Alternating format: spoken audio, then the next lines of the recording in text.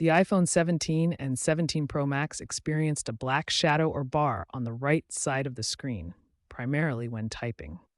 This was a software issue in iOS 18, particularly versions 18.2 through 18.4.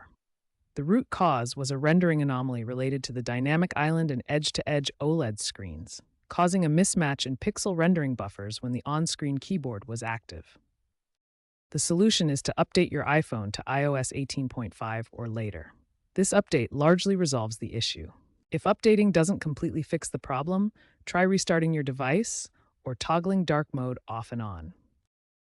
If the issue persists after updating to iOS 18.5, consider these advanced steps. First, check for app-specific issues. The shadow might be more prevalent in certain third-party apps with custom keyboards. Ensure these apps are also updated. Second, adjust accessibility settings by enabling reduce motion to stabilize rendering.